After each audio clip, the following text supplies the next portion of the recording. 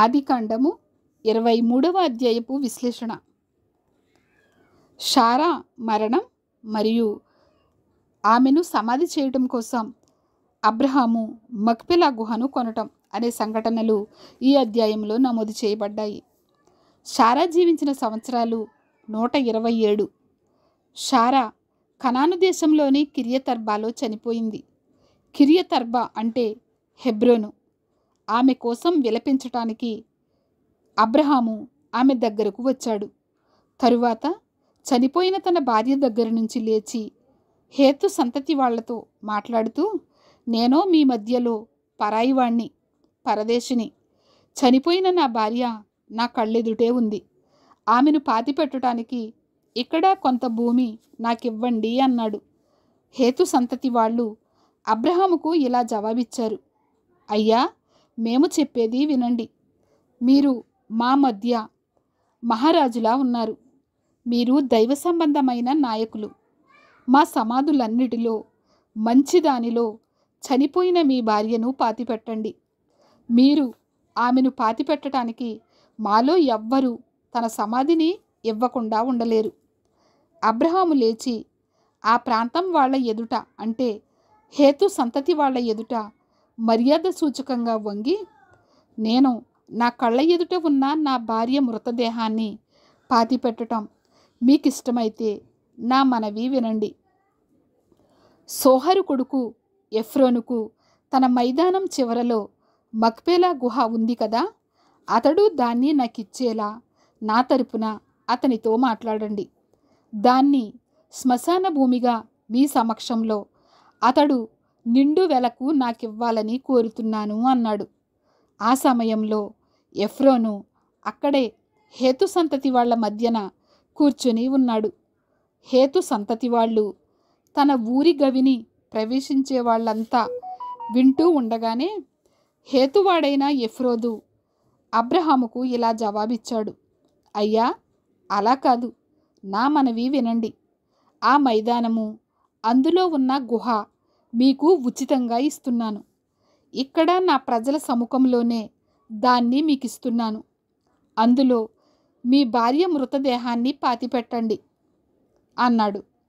ఆ ప్రాంతం ప్రజల ఎదుట అబ్రహాము వంగి, వాళ్ళంతా వింటుండగా ఎఫ్రోనును చూచి, దయచేసి నా మనవి వినండి. ఆ మైదానం వెల మీకిస్తాను. దాన్ని నా దగ్గర పుచ్చుకుంటే నా భార్య మృతదేహాన్ని పాతిపెడతాను అన్నాడు. ఎఫ్రోను అబ్రహాముకు జవాబు చెప్తూ, అయ్యా, నా మనవి వినండి.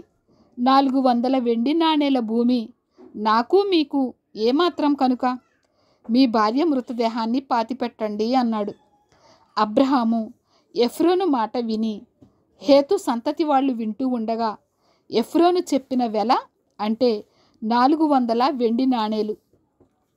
వ్యాపార పరిమాణం ప్రకారం ఆ 400 వెండి నాణేలను తూచి ఎఫ్రోనుకిచ్చాడు. ఈ విధంగా మమ్రేకి ఎదురుగా ఉన్న మక్పెలాలో ఉన్న ఎఫ్రోను మైదానం అబ్రహాముది అయిపోయింది. ఆ మైదానము, అందులోని గుహ, దాని సరిహద్దుల లోపల ఉన్న చెట్లన్నీ హేతు సంతతి వాళ్ల సముఖంలోనూ ఆ ఊరి గవిని ప్రవేశించే వాళ్ళందరి సముఖంలోనూ అబ్రహాము పేరన వ్రాయటం జరిగింది. ఆ తరువాత అబ్రహాము తన భార్య షారాను కనాను దేశంలోని మమ్రేకి, అంటే హెబ్రోనుకు ఎదురుగా ఉన్న మక్పెలా మైదానంలోని గుహలో పాతిపెట్టాడు. మైదానాన్ని, అందులోని గుహను హేతు సంతతి వాళ్ళు అబ్రహాము పేర వ్రాయటం వల్ల అవి అబ్రహాము స్వాధీనంలోకి వచ్చాయి. చట్ట వ్యవహారాల ప్రకారం ఎఫ్రోనుకు చెందిన గుహ అబ్రహాము స్వాధీనంలోకి వచ్చింది.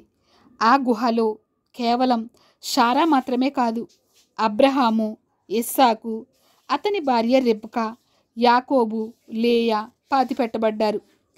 ఈ సంఘటనలోని కీలకాంశం గుహ పొలం అబ్రహాము స్వాస్థ్యమని ధృవీకరించటం. అతను గర్విష్టి కాదు. విశ్వాసంతో ఆ ప్రజల నుంచి ఏమీ తీసుకొనకుండా దానిని కొన్నాడు. ఆనాడు సమాధి జరిగే ప్రదేశం అత్యంత ప్రాముఖ్యమైన విషయం. సమాధి వారి దేశంలోనే జరగాలి. అలా వాళ్ళు మళ్ళీ వెనక్కి వెళ్ళిపోలేరు. అబ్రహాము యాత్రికుడు, పరదేశి అయినప్పటికీ తన నిరీక్షణ తన దేశంలో ఉంది. అబ్రహాము ఆ గుహను కొన్నప్పుడు మెసపటోమియాకు ఉత్తర పశ్చిమ భాగాన ఉన్న పద్దనరామును వదిలివేశాడు. అబ్రహాము బంధువులు మెసపటోమియాలో ఇంకా నివాసమున్నారని పరోక్షంగా మనము 11వ అధ్యాయము 27-31 వచనాల్లో చూడవచ్చు. ప్రస్తుతం కనాను అబ్రహాముకు కొత్త స్వదేశం.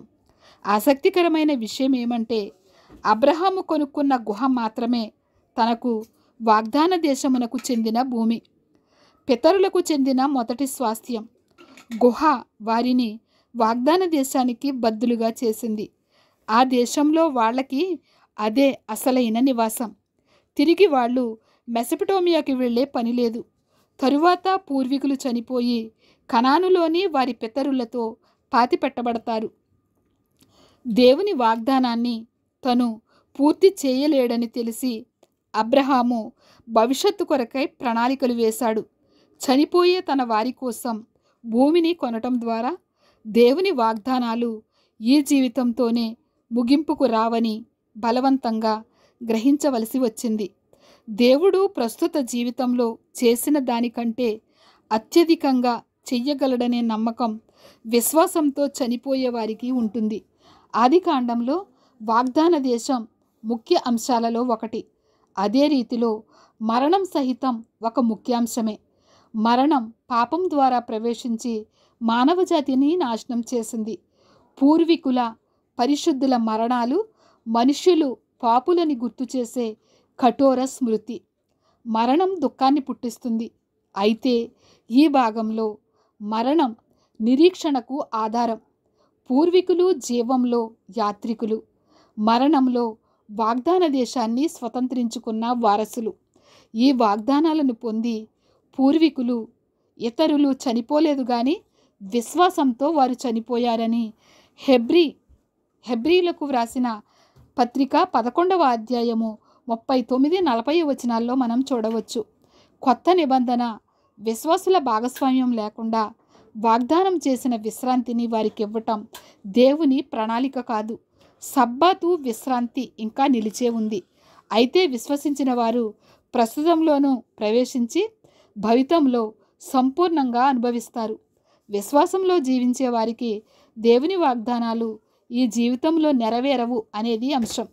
అబ్రహాము నిరీక్షణతో సమాధికి స్థలం ఎలా కొన్నాడో అలానే విశ్వాసులకు కూడా ఈ లోకానికి మించిన జీవితం ఉందని నిరీక్షణ మనము కలిగి ఉండాలి.